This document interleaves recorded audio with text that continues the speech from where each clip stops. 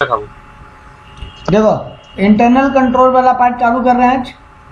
Meaning of internal control तो SA 315 बोलता है identifying and assessing the risk of material misstatement through understanding the entity and its environment. ये बात तो तुमको SA 315 जो है वो क्या, ये SA 315 का हेडिंग है। ये हेडिंग इंटरनल कंट्रोल के बारे में क्या डिफाइन की है? The process designed, implemented and maintained by TCWG, those charged with governance, management and other personals to provide reasonable assurance about the achievement of entities' objective with regards to reliability of financial reporting, effectiveness and efficiency of operation, safeguard of asset। क्या क्या चीज के बारे में देख, simple समझ। वो process या वो तरीका जो दोस्त चार्ज विद गवर्नेंस या कंपनी का मैनेजमेंट या अदर जो स्टाफ है कंपनी के वो फॉलो करते हैं, इस बात का भरोसा देने के लिए कि कंपनी ठीक से रिपोर्टिंग की है, कंपनी इफेक्टिवनेस और एफिशिएंसी मेंटेन की है अपने ऑपरेशंस का, कंपनी का एसेट सेफ है और कंपनी सारा लॉ कंप्लाई की है। तो क्या क्या काम का बात हुआ सर? एक प्रोसेस है, वो डिजाइन इंप्लीमेंटेड वाला बात उतना इंपॉर्टेंट नहीं है, लेकिन कौन कर रहा है वो इंपॉर्टेंट है। 3 लोग, TCWG, मैनेजमेंट और अदर पर्सनल्स। क्या कर रहे हैं? वो रिलायबिलिटी दे रहे हैं, भरोसा दे रहे हैं कि कंपनी अपना रिपोर्टिंग, ऑपरेशंस और एसेट और कंप्लायंस, ये चारों काम ठीक से किए। जो 4 काम ठीक से हुए इस बात का 3 लोग रिलायबिलिटी देते हैं, उसी को इंटरनल कंट्रोल बोलते हैं। ठीक है, अब आ जाओ। As derived from the above definition the purpose of internal control is as under. Internal control का मेन पर्पस क्या है? तो जब पहले बोल दिया था, इस बात का रिलायबिलिटी कि कंपनी फाइनेंशियल रिपोर्टिंग ठीक से की है, कंपनी का ऑपरेशन इफेक्टिव एंड एफिशिएंट है और कंपनी लॉ सारा कंप्लाई किया और कंपनी का एसेट सेफ है। ये 4 बातों का एंटिटी का जो ये 4 ऑब्जेक्टिव्स है ये पूरे हो रहे हैं अगर, तो यानी इंटरनल कंट्रोल इस बात का एश्योरेंस देता है कि ये 4 ऑब्जेक्टिव पूरे हो रहे हैं कि नहीं हो रहे। अगर इंटरनल कंट्रोल अच्छा है मतलब ये 4 ऑब्जेक्टिव पूरे हो रहे हैं, यानी ये उल्टा बोलो, ये 4 ऑब्जेक्टिव पूरे हो रहे हैं मतलब इंटरनल कंट्रोल अच्छा है। हाँ। अब इंटरनल कंट्रोल का बेनिफिट्स क्या है? तो ये पोटेंशियल मिसस्टेटमेंट को पकड़ने में हेल्प करता है। ये कंपनी में कोई मटेरियल मिसस्टेटमेंट का रिस्क है तो वो आइडेंटिफाई करने में, पकड़ने में हेल्प करता है। और डिजाइन करता है nature, timing, extent of further audit procedure. देख, अगर इंटरनल कंट्रोल अच्छा है तो तुम्हारे आगे का ऑडिट प्रोसीड्योर अलग टाइप का होगा, तुम सैंपल बेसिस पे ऑडिट कर पाओगे।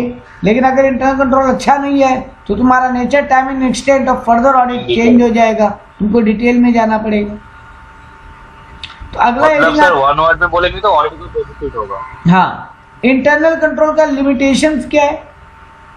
सर ये रीजनेबल एश्योरेंस देता है, केवल 100% एश्योरेंस नहीं। तो तुम खाली इस पे भरोसा करके एकदम ही सैंपल बेसिस पे चले गए तो भी दिक्कत हो जाएगा सर।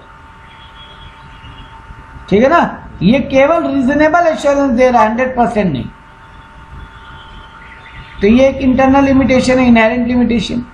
ये डिसीजन मेकिंग का जजमेंट है, एक तरीके से ये ह्यूमन जजमेंट है। तुम चीजों को देख के अपने हिसाब से जज करो कि इंटरनल कंट्रोल ठीक है, क्या पता नहीं ठीक हुआ तो तुम्हारा जजमेंट है ना एज एन ऑडिटर।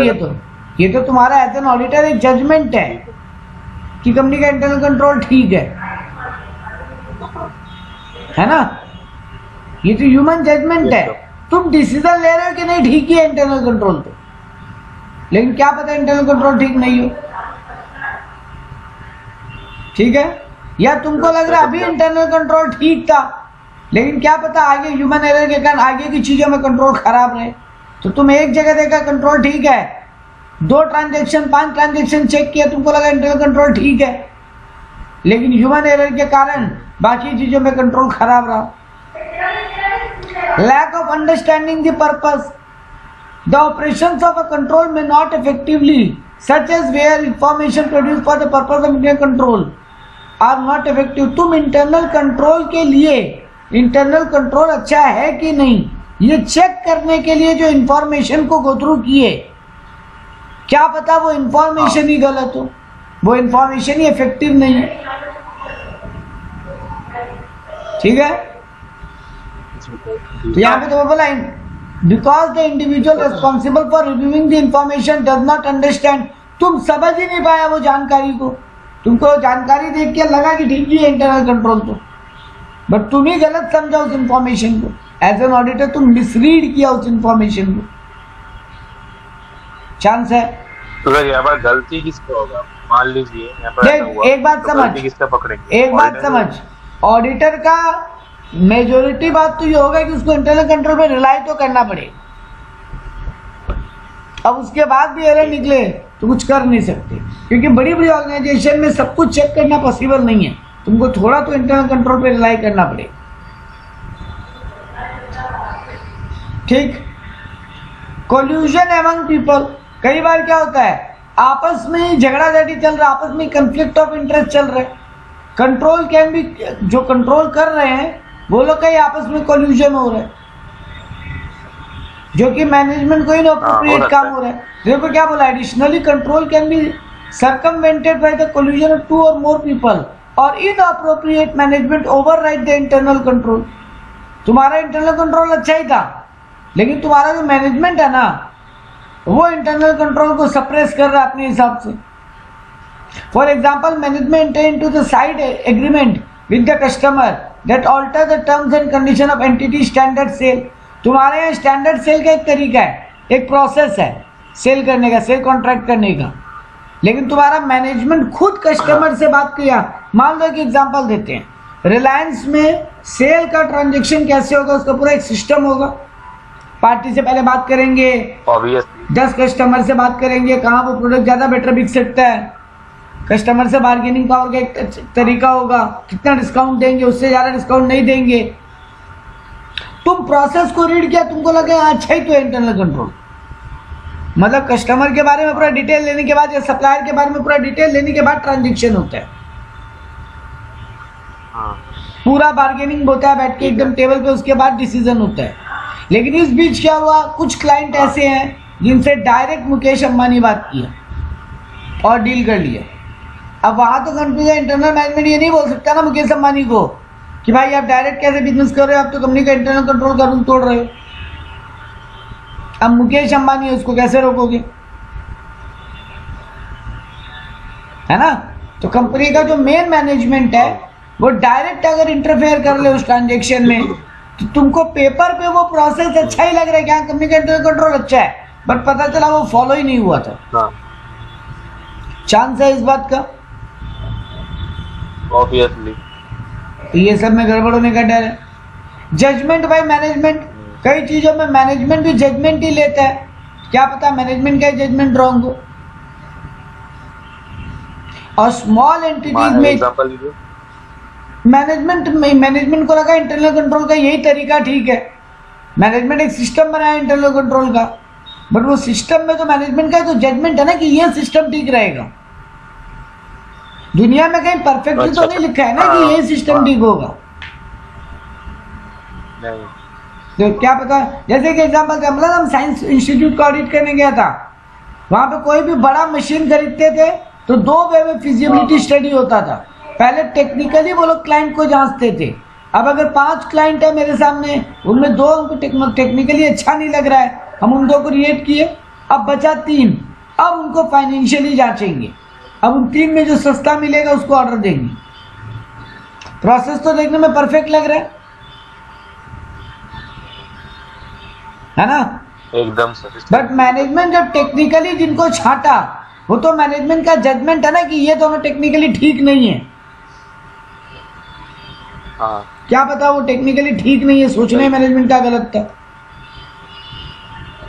पॉसिबल हो सकता है। मैनेजमेंट को जो टेक्निकली ठीक लगे वो टेक्निकली वैसे ठीक नहीं थे, और जिनको रिजेक्ट किया वही टेक्निकली ठीक थे। तो इंटरनल कंट्रोल का प्रोसेस तो तुमको ठीक ही लग रहा है, अब तुम एक-एक कॉन्टेक्ट बैठ के थोड़ी चेक करेगा, तुमको लग रहा है इंटरनल कंट्रोल तो अच्छा ही है मैनेजमेंट का, ठीक है, तो 10 कॉन्ट्रैक्ट हुआ तो उनमें 6 चेक कर लिए, बहुत है। लेकिन क्या पता मैनेजमेंट बाकी जो 4 कॉन्ट्रैक्ट दिया तो वहां मैनेजमेंट टेक्निकली रॉन्ग सोच गया, ये प्रॉब्लम हो ही सकता है।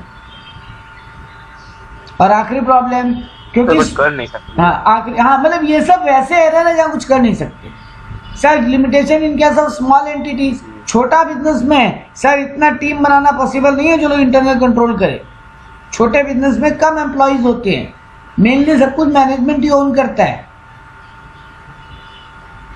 तो वहां पे इतना टेक्निकल टीम होगा जो इतना इंटरनल कंट्रोल देखेगा, ये सब नहीं होता है सर। तो वहां पे इंटरनल कंट्रोल का सिस्टम ही नहीं मिलेगा तुमको, तो तुम देखोगे किसको, किसके बेसिस पे जजमेंट करोगे। जैसे देखो अब यहाँ पे केस स्टडी दिया, auditor GR and associate obtained for audit of PNG limited, a manufacturing company engaged in manufacturing of various food items. While planning an audit, the auditor does not think that it would be necessary to understand internal control. Advise the auditor in this regard. Sir management गलत सोच रहा है, ये auditor गलत सोच रहा है, उसको इंटरनल कंट्रोल को समझना चाहिए पहले। तो यहाँ पे वही बोला था, auditor shall obtain an understanding the internal control, क्योंकि ये रेलेवेंट है ऑडिट के लिए। ताकि तुम ये देखो, ऊपर जो ज्ञान दिया देखो कि फाइनेंशियल रिपोर्टिंग ठीक से हुआ है कि नहीं हुआ है, ये तुम तभी समझ पाओगे जब इंटरनल कंट्रोल ठीक है। हालांकि ये ऑडिटर का प्रोफेशनल जजमेंट है, हालांकि ऑडिटर का ये प्रोफेशनल जजमेंट है कि वो इंटरनल कंट्रोल पे कितना रिलाई करे और कितना नहीं, ठीक है, ये उसका अपना खुद का जजमेंट है। एक और केस दिया था, team member of auditor of simple and easy limited was of the view that understanding the internal control of the company would not help them in any manner in relation to audit procedure to be applied while conducting an audit. Same ऊपर वाला ज्ञान है। The view of team member of auditor is incorrect because understanding the internal control would help the auditor and his team member in designing the nature, timing and extent of audit procedure to be applied while conducting the audit. मतलब कि यहाँ पर auditor team भरोसा ही नहीं किया एकदम, या भरोसा करना नहीं चाहिए, ऐसा कुछ सोचा, इसलिए वो लोग भरोसा नहीं किया इंटरनल कंट्रोल। हाँ तो वो तो गलत है, क्योंकि तुम भरोसा नहीं बोलो, इंटरनल कंट्रोल को देखना ही सही नहीं समझा कि इंटरनल कंट्रोल है या नहीं, वो देखना भी वो लोग जरूरी नहीं समझा। तो लोगों को देखना चाहिए था, क्योंकि इंटरनल कंट्रोल देख के उनको समझ में आता है कि कितना डिटेल में हमको ऑडिट करना है, मेरा नेचर, टाइमिंग एंड एक्सटेंट क्या होगा। अगला आंसर आया, components of internal control. Internal control का कंपोनेंट्स क्या होगा, तो the division of internal control in the following 5 components to provide a useful framework for auditor. तुम 5 चीजों पे इंटरनल कंट्रोल को देखोगे।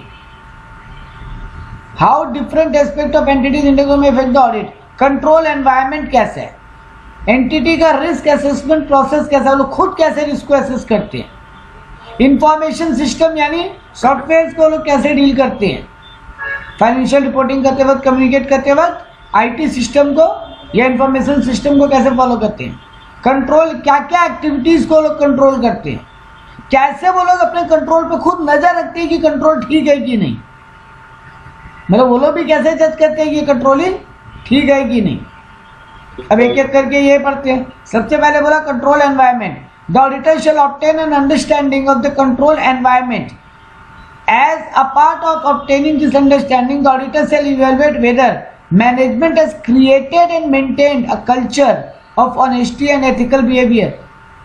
क्या मैनेजमेंट अपने बिजनेस एनवायरनमेंट में एथिक्स और कल्चर को ठीक से इंपॉर्टेंस दिया है। The strength in the control environment, तुम्हारा जो इंटरनल कंट्रोल का जो एनवायरनमेंट है वो कितना स्ट्रांग है, या सिर्फ बोलने के लिए है, टीम सारा बना हुआ है, कौन ये देखेगा, कौन वो देखेगा, बिल कितने हाथ से पास होगा तब एंट्री होगा, कस्टमर से या सप्लायर से पहले कितनी बार मीटिंग होगा तब जाके डिसीजन पास होगा, सब रूल है, लेकिन पता चला उसी पेपर पे एक्चुअली में मैनेजमेंट अंदर में उसको फॉलो ही नहीं करने देता। अपना भाई को कॉन्ट्रैक्ट दे देता, अपना दोस्त को कॉन्ट्रैक्ट दे देता है, इवैल्यूएशन गया तेल लेने, है ना, ये हो ही सकता है। तो सर तुमको पहले उसका बिजनेस एनवायरनमेंट में कितना उनका इंटरनल कंट्रोल स्ट्रांग है और मैनेजमेंट खुद कितना ऑनेस्टली उसको फॉलो करने का कल्चर डेवलप किया। तो ये हो गया उसके एनवायरनमेंट को समझना। तो देखो यहाँ बोला what is included in control environment में अब क्या क्या आ जाता है। तो देखो मैनेजमेंट का गवर्नेंस, मैनेजमेंट का खुद का काम करने का तरीका, मैनेजमेंट का एटीट्यूड, मैनेजमेंट का अवेयरनेस, जो लोग those charge with governance and management है वो लोग का एटीट्यूड और awareness. The control environment set the tone of the organisation, क्योंकि एनवायरनमेंट कंट्रोल तुम्हारे ऑर्गेनाइजेशन के काम करने को इन्फ्लुएंस करता है, उसका टोन सेट करता है। तो तुमको ये दोनों चीजें ठीक से देखनी चाहिए कि मैनेजमेंट का गवर्नेंस कैसा है, खुद मैनेजमेंट खुद कैसे काम कर रहा है, और मैनेजमेंट का एटीट्यूड और अवेयरनेस कितना है। Elements of control environment, control environment के अंदर अंदर क्या क्या आता है। तो कम्युनिकेशन सबसे बड़ा पॉइंट है। बिजनेस एनवायरनमेंट के अंदर में कितना कंट्रोल है या नहीं, ये देख के समझ में आता है। क्या देख के, उनका कम्युनिकेशन सिस्टम को देख के। अच्छा, तो element of control environment that may be relevant when obtaining understanding of control environment include the following. तुम देखो वो लगा कम्युनिकेशन स्किल कैसा है आपस में, वो लोग खुद कितना इंटीग्रिटी और एथिक्स को एनफोर्स करता है। अगर मैनेजमेंट खुद ज्यादा एथिक्स को जोड़ नहीं देता, ज्यादा कम्युनिकेट नहीं करता है, मतलब उनका इंटरनल कंट्रोल एनवायरनमेंट अच्छा नहीं है। कम्युनिकेशन टू कॉम्पिटेंस, कॉम्पिटेंसी का लेवल कितना अच्छा। कॉम्पिटेंसी का मतलब क्या होता है, तुम्हारे काम करने का क्वालिटी लेवल। तो कमिटमेंट एंड कॉम्पिटेंस कितना है, तुम्हारे कितने एम्प्लॉय कमिटेड है काम के लिए, तुम्हारा मैनेजमेंट खुद कितना कमिटेड है, और मैनेजमेंट खुद कितना कैपेबल है। कॉम्पिटेंसी मतलब कैपेबिलिटी, और कमिटमेंट मतलब कितना उनका खुद मन है काम करने का। तुम्हारा मैनेजमेंट का कमिटमेंट कैसा है। Participation by those charge with governance, जो TCWG है वो खुद कितना टाइम टू टाइम बातचीत में या कंट्रोल में खुद पार्टिसिपेट करते हैं, खुद जाके देखते भी हैं क्या कि इंटरनल कंट्रोल काम कर रहा है कि नहीं। अगर वो लोग खुद ही जाके नहीं देखते हैं तो मतलब अंदर में कोई सबको लगे ठीक है मैनेजमेंट खाली बोल गया, ठीक है भाड़ में जाए, कौन किसको करना है, सुपरवाइज नहीं करता है। हाँ, मैनेजमेंट खुद सुपरवाइज करेगा जब जाके, तब तो बेटर कंट्रोल एनवायरनमेंट स्ट्रांग होगा। Management philosophy and operating cycle, management का खुद का सोचना कैसा है, वही एटीट्यूड वाला ज्ञान दे दिया है यहाँ पे दोबारा। For example management attitude and action toward financial reporting, what approach take by management in selecting accounting policies, approach in developing accounting estimates। Management कैसे पॉलिसी सेलेक्ट करता है, मैनेजमेंट कैसे अकाउंटिंग अंदाजा लगाता है, एस्टिमेट्स, प्रोविजंस, रिजर्व्स, तो उसका philosophy क्या है ये सब डिसाइड करने में। वो देखो ऑर्गेनाइजेशन का स्ट्रक्चर कैसा, सारा कंट्रोल एक ही लोगों के हाथ में है कि मैनेजमेंट उसको एग्जीक्यूट, कंट्रोल एंड रिव्यू सबको, मतलब मैनेजमेंट अपने कंट्रोल को प्लानिंग करता है, स्ट्रक्चर को मैनेजमेंट क्या उसको ठीक से एग्जीक्यूट करता है, क्या अच्छे से कंट्रोल करता है, क्या अच्छे से उसको टाइम टू टाइम रिव्यू करता है इंटरनल कंट्रोल को। अगर ये सब करता है तो ऑर्गेनाइजेशन का स्ट्रक्चर अच्छा है। ये सब अगर डिवाइडेड है, सिर्फ एक ही जन के हाथ में नहीं होना चाहिए। मैनेजमेंट कैसे अथॉरिटी और रिस्पॉन्सिबिलिटी को असाइन करता है सबको, कैसे दूसरों में काम डिवाइड करता है, पावर डिवाइड करता है। तुम्हारा मैनेजमेंट का ह्यूमन रिसोर्स पॉलिसीज कैसा है, HR policies and HR practices, promotion कैसे दिया जाता है। ऐसा तो नहीं है ना कि तुमको ज्यादा पसंद है उसको प्रमोशन दे दिया, या कोई प्रॉपर तरीका है प्रमोशन देने का। कैसे तुम रिक्रूटमेंट करते हो, प्रॉपर वे, हाँ क्वालिटी रिव्यू वगैरह करते हो कि नहीं, वेरी गुड। तुम रिक्रूटमेंट करते हो प्रॉपर इंटरव्यू का सारा स्टेप्स फॉलो करते हो कि नहीं, उनका ओरिएंटेशन ट्रेनिंग का पूरा तुम्हारे यहाँ प्लान है कि नहीं। अगर कोई एम्प्लॉय गलती करे तो रेमेडियल एक्शन क्या है तुम्हारे पास, वो लिखे हुए हैं कि एक जगह कि अगर कोई एम्प्लॉय गलती करेगा उसको ये पनिशमेंट है, और वो सब पे अप्लाई हो रहेगी। ठीक है, तो ये सब होना चाहिए, ज्ञानबाजी है, ठीक है। Existence of a satisfactory control environment not an absolute deterrent to the fraud, ये भी गजब बात बोला। अब ये एग्जाम्पल में आ जाते हैं, एग्जाम में ये लाइन देके बोलेगा जस्टिफाई, लाइन क्या बोल रहा है, सेटिस्फैक्ट्री कंट्रोल एनवायरनमेंट होने का मतलब ये नहीं है कि यहाँ पे फ्रॉड है ही नहीं। अगर तुम एज एन ऑडिटर ये सेटिस्फाई हो जाते हो कि बिजनेस का जो कंट्रोल एनवायरनमेंट है वो अच्छा है, तुम सेटिस्फाई हो गए, बट इसका मतलब ये कभी नहीं है कि वहां पे फ्रॉड है ही नहीं। मतलब देखो, सेटिस्फैक्ट्री कंट्रोल एनवायरनमेंट होना एक पॉजिटिव एस्पेक्ट है, तुमको एक रीजनेबिलिटी मन में देगा कि हाँ यहाँ पे ठीक ही होगा सब, लेकिन इसका मतलब ये नहीं है कि तुम कुछ डिटेल में देखोगे नहीं।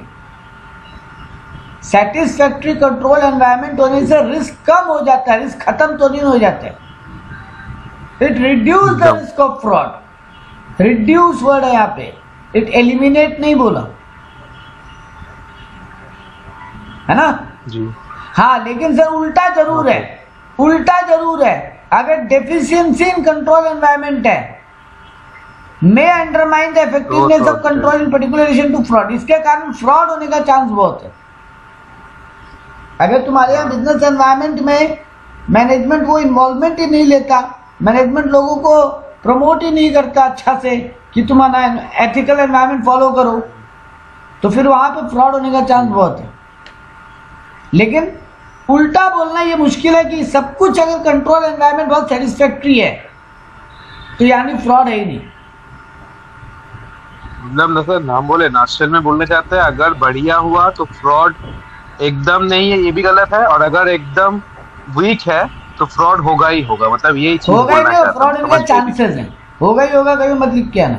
चांसेस, हाँ ये मेन का दोनों में चांसेस है। हाँ। पूरा में पंच लाइन ये वाला था कि सर कंट्रोल एनवायरनमेंट रिड्यूस करता है रिस्क ऑफ फ्रॉड को, सेटिस्फैक्ट्री कंट्रोल एनवायरनमेंट, लेकिन वो एलिमिनेट नहीं करता। देखो यहाँ पे ये लाइन लिखा भी, the control environment does not prevent the detection and correction of a material misstatement.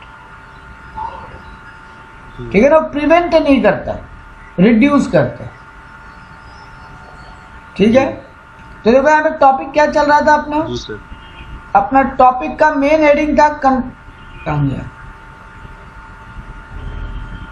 ये कंपोनेंट्स ऑफ इंटरनल कंट्रोल।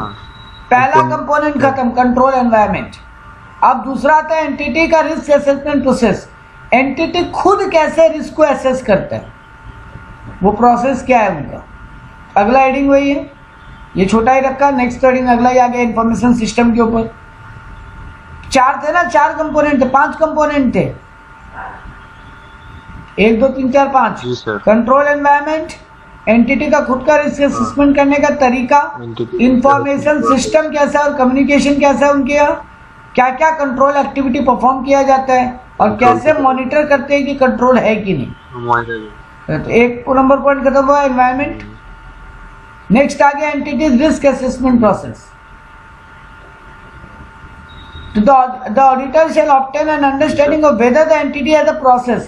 तेरे ऑर्गेनाइजेशन में जब हम ऑडिट करने आएगा, हमको ये देखना है कि तुम्हारे यहाँ खुद का कोई प्रोसेस है क्या रिस्क को पकड़ने का, और है तो क्या है। अगर तेरे यहाँ पे अच्छा प्रोसेस और वो फॉलो हो रहा है तो मेरा ऑडिट पे प्रेशर कम हो जाएगा। तो हम क्या देखेंगे, whether entity has a process for identifying the business risk relevant to financial reporting. Financial reporting में क्या क्या रिस्क हो सकता है ये आइडेंटिफाई करने का कोई प्रोसेस है। सिग्निफिकेंट जो रिस्क है उसको तुम अंदाजा कैसे लगाते हो, रिस्क हो सकता है कि नहीं, रिस्क हो सकता है कि नहीं, उसको एसेस कैसे करते हो, और अगर मिल जाए तो एक्शन क्या प्लान करके रखते हो।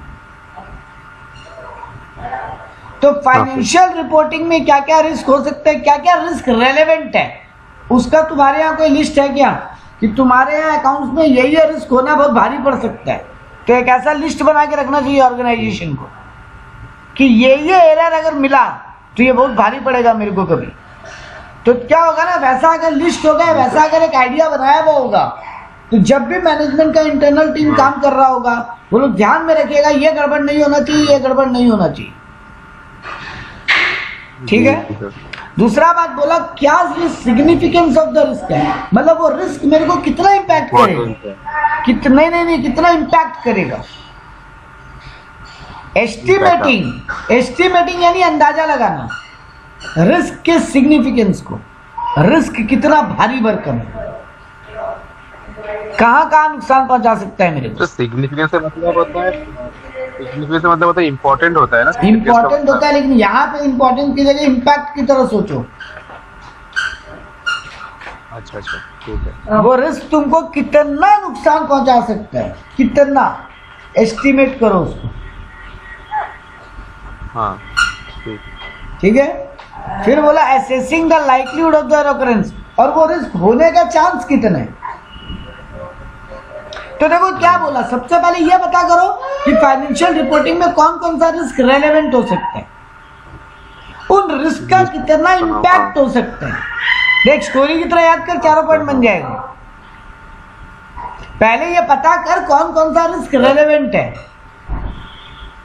अब उस रिस्क का इम्पैक्ट कितना हो सकता है अगर हुआ तो, मतलब कितना झटका देगा तुमको। जैसे हम एक एग्जांपल बनाते हैं, मेरे 2 डेटर को हम बुक्स में अगर फाइनल बैलेंस रिकॉर्ड करना भूल जाए, 2 डेटर का, और दोनों डेटर 10-10 लाख का डेटर है, तो ये रेलेवेंट है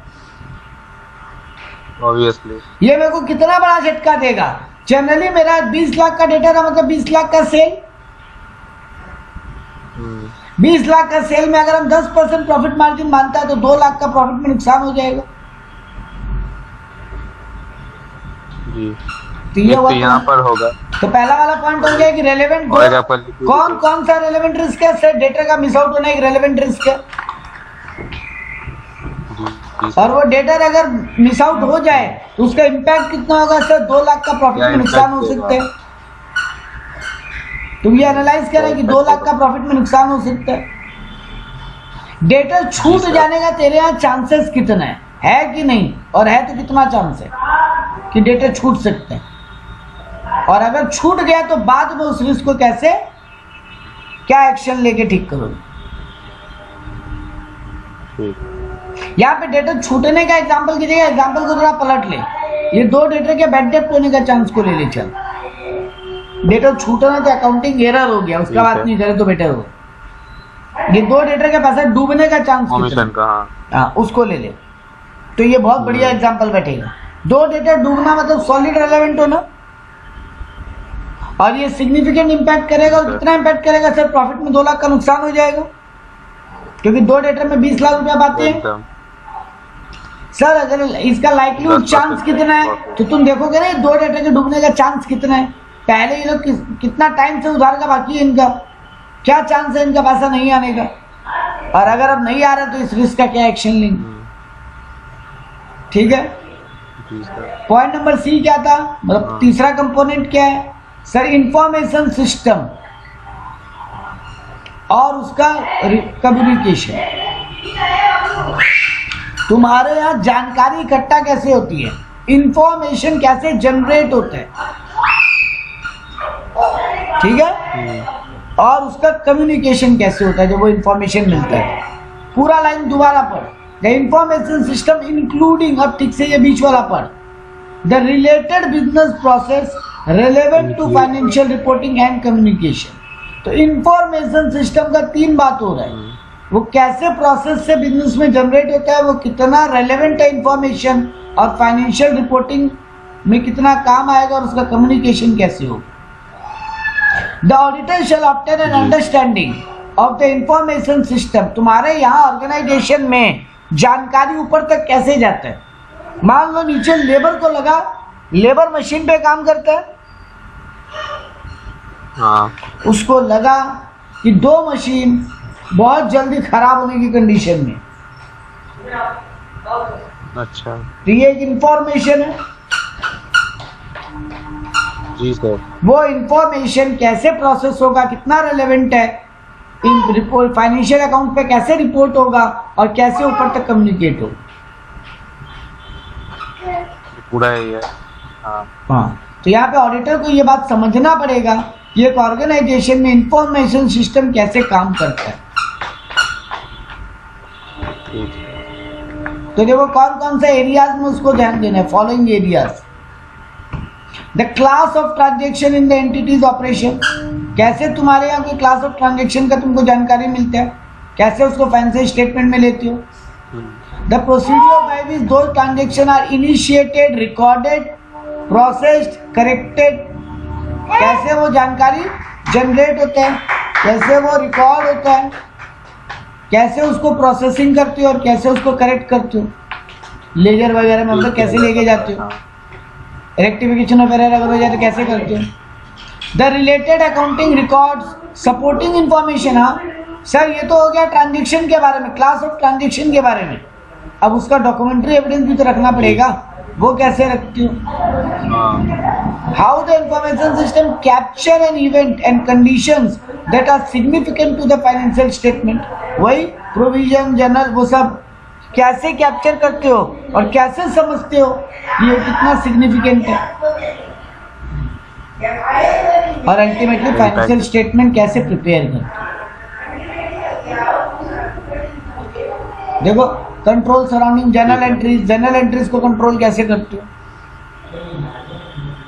तो इंफॉर्मेशन सिस्टम में ना सिर्फ जानकारी नहीं आ रहा, उसके अलावा और क्या आएगा, सिर्फ फिजिकल वो मशीन, हार्डवेयर मतलब कंप्यूटर, सॉफ्टवेयर जिससे वो डेटा प्रोसेस होता है, वो सब भी इसके अंदर आ जाएगा। आईटी टेक्नोलॉजी वो सब आ जाएगा इसके अंदर। ठीक है, तो तुम्हारा ऑडिटर ये देखेगा कि तुम्हारा इंफॉर्मेशन सिस्टम जो है वो क्वालिटी इंफॉर्मेशन दे रहा है कि नहीं। देख भाई गड़बड़ होने के बाद तो सभी को पता चलता है कि गड़बड़ हुआ।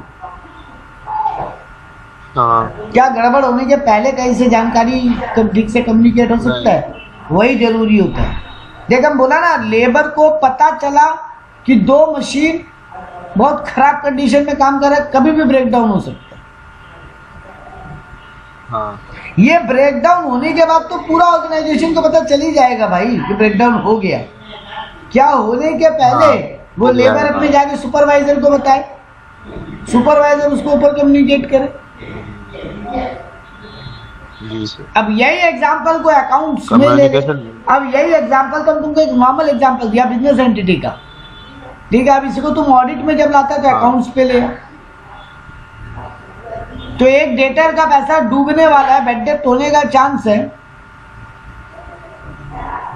ये तुम्हारे सेल्स टीम के लोगों को पता चल जाते हैं।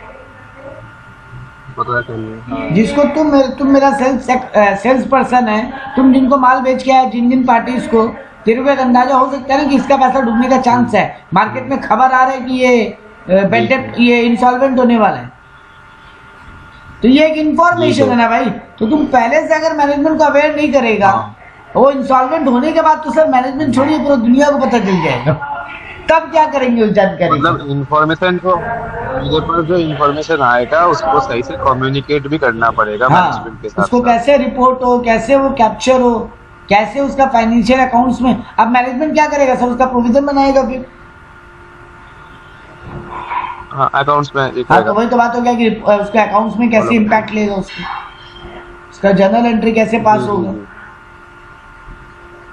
हाँ तो ऑडिटर को ये सब समझना बहुत जरूरी है। और एंटिटी में किसके पास ये काम है, किसका रोल है, ये किसका रिस्पॉन्सिबिलिटी है, ये भी मैं ऑडिटर को समझना पड़ेगा ताकि उसी से बात करी जाए। चौथा कंपोनेंट है control activities. The auditor shall obtain and understand the control activities relevant to the auditor. Company कौन कौन सा कंट्रोलिंग एक्टिविटीज परफॉर्म करता है। As an auditor required to understand of only those control activities related to the significance class of transaction, account balance and disclosure। तुमको as an auditor खाली financial statement के activities को पकड़ना है, बाकी सब एक्टिविटीज पे तुमको फोकस नहीं करना है। तुम्हारा फोकस मेन इन चीजों पे होना चाहिए, तो तुम वो एक्टिविटीज परफॉर्म करोगे, ये सब चीज तुम पकड़ सको। Control activities are the policies and procedures that help ensure the management directives are carried out। देखो कंट्रोल एक्टिविटी को देख के तुम क्या पकड़ोगे, कंपनी कंट्रोलिंग के लिए क्या क्या काम किया, ये देख के तुम समझ जाओगे कि अगर ये अच्छे से हुआ है, मतलब कंपनी मैनेजमेंट के डायरेक्शन को अच्छे से फॉलो करता है सारे लोग। और अगर कंट्रोलिंग एक्टिविटी ठीक से नहीं है, मतलब मैनेजमेंट जो बोलता है उसको कोई सुनता ही नहीं है, मतलब यहाँ पे जी सर। तो ये बात देखने लायक है। यहाँ वाला पैराग्राफ में देखो, control activities relevant to audit generally include policies and procedure relating to performance review. तुम्हारे यहाँ पे जनरली मैनेजमेंट ऑडिटर को यही देखना होता है कि जब काम हो जाता है मैनेजमेंट उसको रिव्यू कैसे करता है। समझा। ये तुमको एज ऑडिटर तुमको देखना। Actual performance with budget, management कुछ तो सोचा होगा ना ये काम ऐसे होना चाहिए, तो हुआ कि नहीं वो मैनेजमेंट कैसे ट्रैक आउट करता है। जैसे यहाँ पे एग्जांपल दिया, देख मैनेजमेंट अलग अलग प्रोग्राम बनाता है, मैनेजमेंट अलग अलग टाइप का अर्थमेटिकल एक्यूरेसी चेक करता है, मैनेजमेंट बार बार टीम चेंज कर देता है कंट्रोलिंग का। जैसे आज तुम कैश काउंटर पे बैठा है बैंक में, हो सकता है 3 दिन बाद हम किसी और को कैश काउंटर पे बैठाएं, एक बार टीम बदलते रहे। बैंक में तुम देखना टीम जो होता है ना वो रोटेट होता रहता है काम। क्यों? हाँ, इसलिए रोटेट होता है ताकि पिछला वाला आदमी कोई गड़बड़ नहीं कर दे, इसके ऊपर ट्रैकिंग रहे। हर बार थोड़ा थोड़ा दिन में टीम का आदमी बदलेगा तो ऑब्वियसली किसी न किसी का गड़बड़ कोई ना कोई तो पकड़ ही लेगा। हाँ सर। तो इसीलिए ये भी होता है। ड्यूटीज को मैनेजमेंट सेग्रीगेट करता है, सबको अलग अलग काम देता था कि तेरा काम मेरे हाथ से निकले, उसके बाद में मेरा काम किसी और के हाथ से, तो हम तेरा गलती पकड़ सके, मेरा गलती कोई और पकड़ सके। ठीक है। और लास्ट बात आता है control of monitoring. The auditor shall obtain an understanding the major activities that the entity use to monitor internal control over financial reporting. Management कौन कौन सा एक्टिविटी पे ज्यादा नजर रखता है ये एज अ ऑडिटर तुमको देखना पड़ेगा, समझना पड़ेगा। Monitor of control is the process of assess the effectiveness of internal control. तुम ये मॉनिटरिंग कर रहा है कि इंटरनल कंट्रोल को खुद मैनेजमेंट कैसे मॉनिटर करता है। ठीक है। और एक बार बोलिए तो ये वाला तुम ये मॉनिटर करता है कि मैनेजमेंट अपना इंटरनल कंट्रोल के प्रोसेस को कैसे चेक करता है खुद ही। इंटरनल कंट्रोल के प्रोसेस को भी चेक करना कि कंट्रोल ठीक से हो रहा है कि नहीं। ठीक है, चल रहा है। It helps in assessing the effectiveness of control on a timely basis. Control effective है कि नहीं, एक वर्ड में गौर कर, कंट्रोल जो है ना वो खुद इफेक्टिव है कि नहीं। कंट्रोल का काम है कि चीजें ठीक से हो रही है कि नहीं। तो यहाँ पे मॉनिटरिंग कंट्रोल मतलब कंट्रोल ठीक से हो रहा है कि नहीं, तुम्हारा कंट्रोलिंग एक्टिविटीज जो है वो इफेक्टिव है कि नहीं, और वो भी टाइमली बेसिस पे।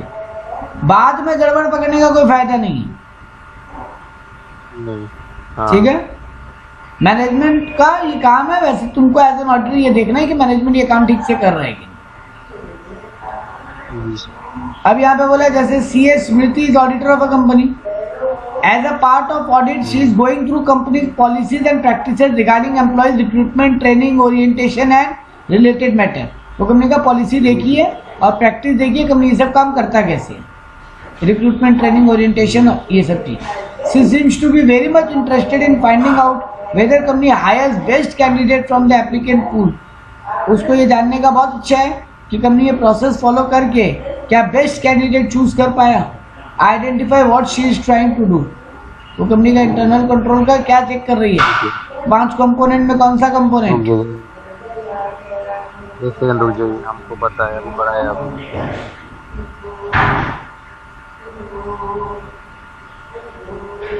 जो काम तो कहाँ पर बैकग्राउंड में बहुत आवाज आ रही है। एनवायरमेंट, ये बिजनेस एनवायरमेंट वाला बात हो रही है, तो कंट्रोल एनवायरमेंट ठीक से फॉलो हो रहा है कि नहीं। चलो नेक्स्ट पढ़ते हैं। बोला during the audit of same company CA Smriti is keen to find out whether there exist a proper system of segregation of duties in the company. She want to be sure that a person responsible for recording a transaction is different from the person authorising it. ये last वाला control activity, monitoring of control, monitoring of control, monitoring, हाँ, monitoring of control. Are all control relevant to the audit?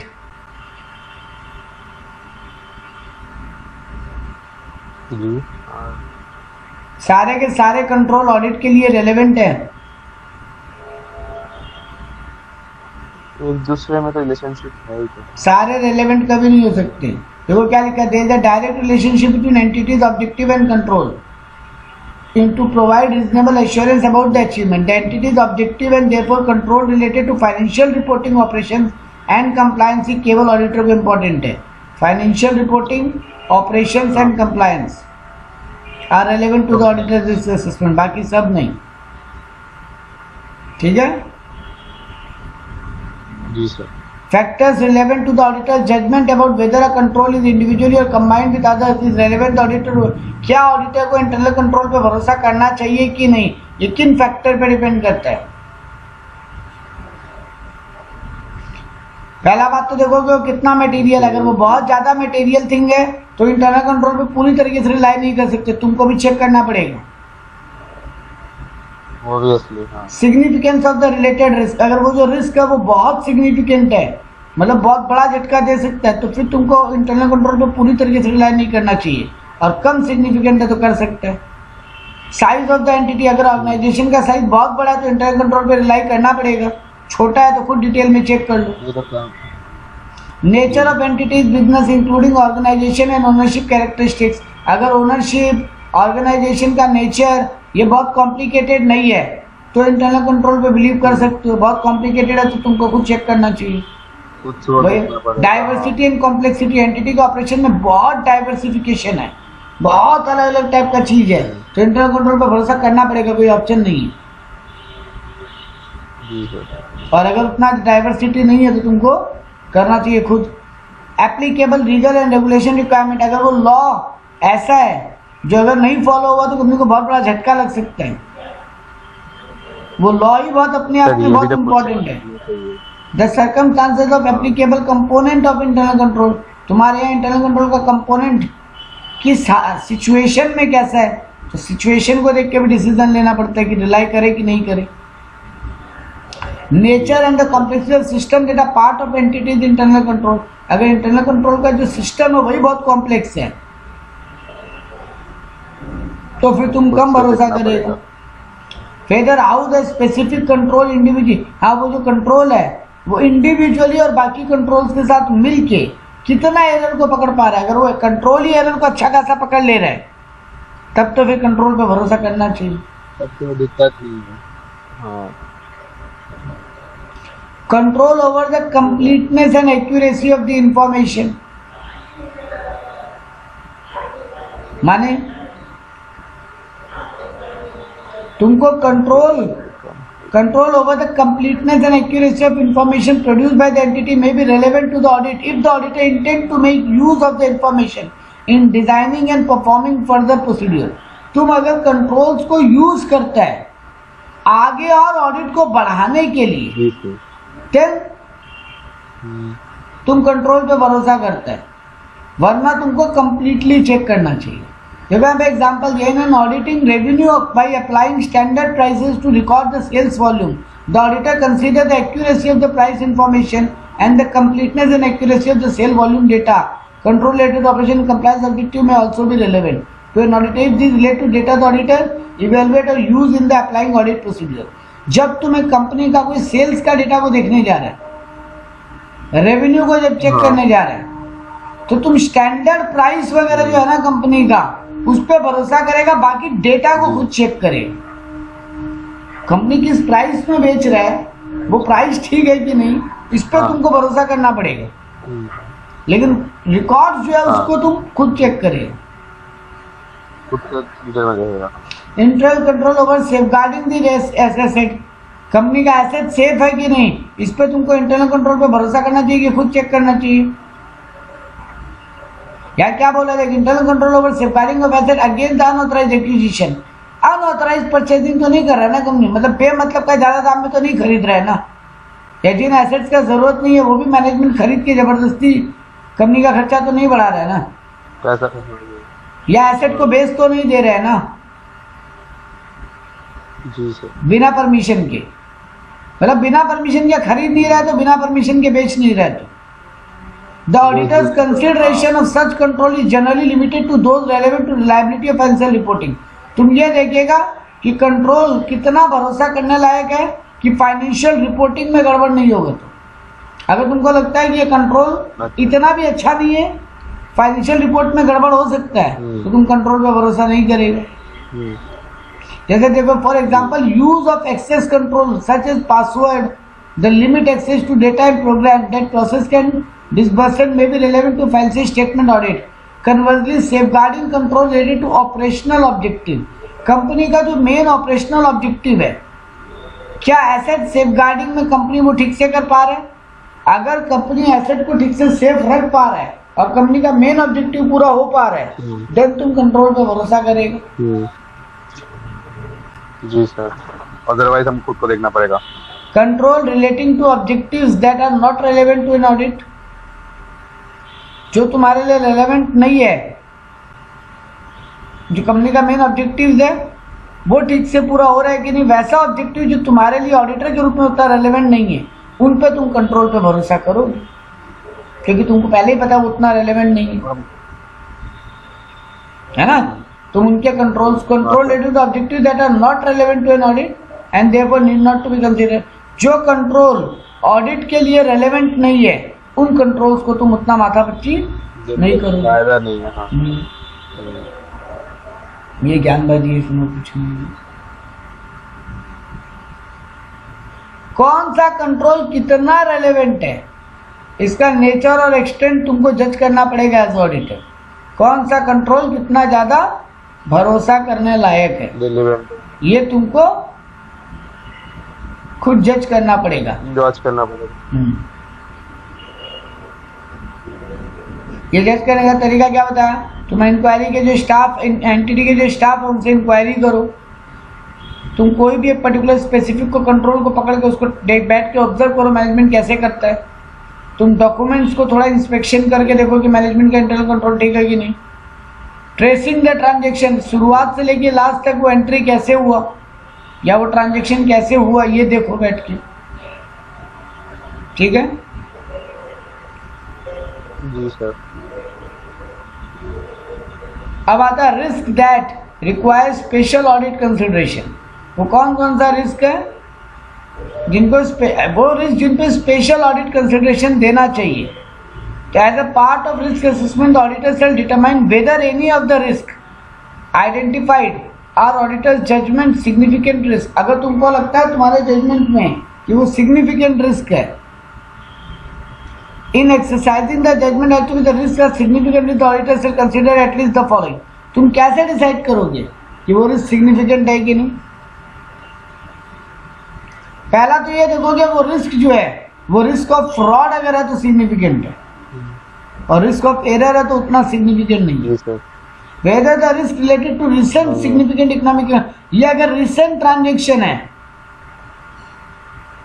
whether the risk is related to recent significant economic transaction, तब फिर वो ज्यादा relevant है। अगर वो regulatory environment का मतलब रूल रेगुलेशन से रिलेटेड रिस्क है तो इम्पोर्टेंट है। अगर वो ट्रांजेक्शन बहुत कॉम्प्लेक्स है मतलब रिस्क हाई है, तो उसको चेक करना चाहिए। सिंपल ट्रांजेक्शन में रिस्क कम होता है, मुश्किल ट्रांजेक्शन में रिस्क ज्यादा होता है।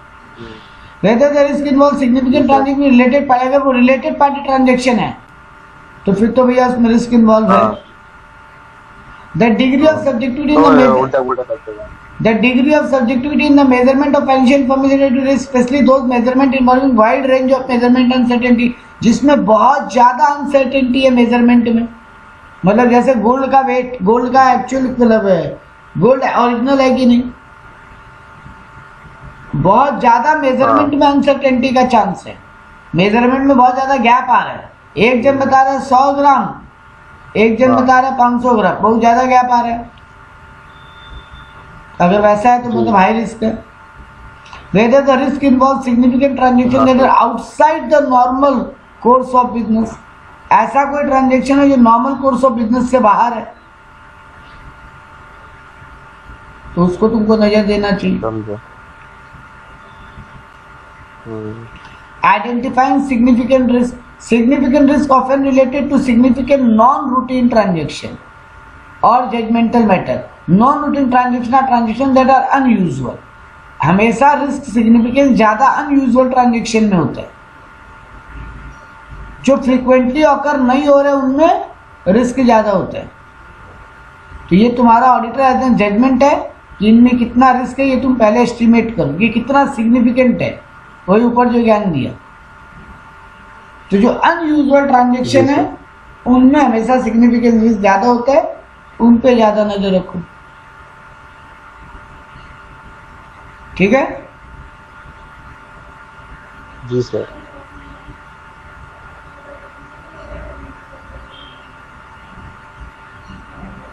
रिस्क ऑफ मटेरियल, हाँ ये बहुत ज्ञानबाजी है।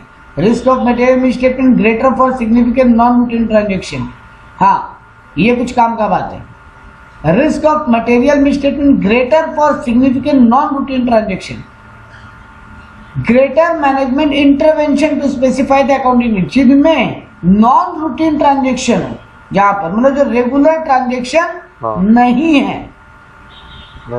ठीक है, वहां पर तुमको ये देखना पड़ेगा कि मैनेजमेंट कितना इंटरफेयर करता है उसमें।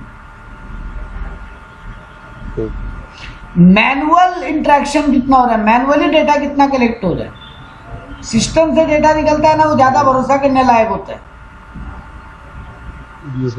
कॉम्प्लेक्स कैलकुलेशंस मैनेजमेंट कैसे करता है, मुश्किल कैलकुलेशंस पे क्या अलग से बैठ के, उनका कंपनी में क्या प्रिंसिपल्स है, तो ये सब चीजों को देखना चाहिए non routine transaction.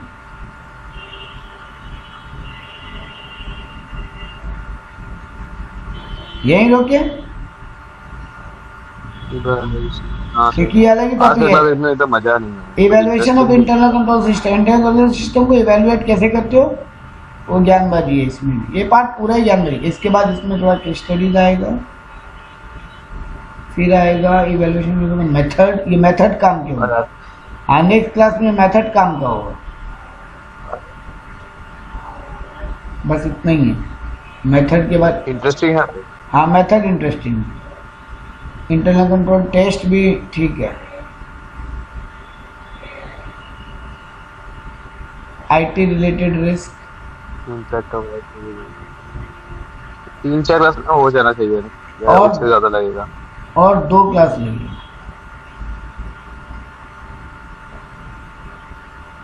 Page number, अच्छा सर, और 3 क्लास लग जाएगा, क्योंकि ये एनालिटिकल सब्सटेंस प्रोसीजर वही तो था। हाँ ऊपर में 4 था, हाँ यही कर वो बस देख लो। हाँ ये सब काम कर, ये पेज नंबर तुम्हारा जा रहा है 71 तक, अभी अपने खड़े हैं 45 है, 2 क्लास और बोल रहे थे 55। नहीं 55 पे नहीं खड़े, पहले ठीक बोला था। अरे हमें वो खोल के बैठा है मोबाइल में। 45 नहीं 45 43 2 क्लास और लगेगा, 70 नंबर के पेज तक पहुंच, 2 क्लास और लगेगा।